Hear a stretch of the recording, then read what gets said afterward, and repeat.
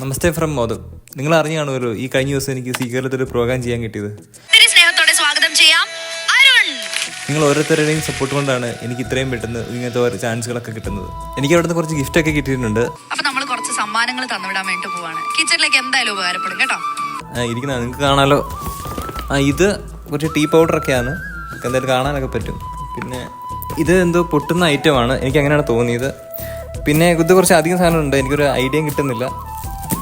കിച്ചണിലേക്കുള്ള സാധനങ്ങളാണെന്ന് തോന്നുന്നു. അപ്പോൾ ഞാൻ പറഞ്ഞു വന്നത് നിങ്ങളുടെ സപ്പോർട്ട് കൊണ്ടാണ് എനിക്ക് ഷോ കിട്ടിയത്. അതുകൊണ്ട് തുറന്നു പോലും നോക്കാതെ ഈ ഗിഫ്റ്റ് ഞാൻ നിങ്ങൾക്ക് തരാൻ തീരുമാനിച്ചു.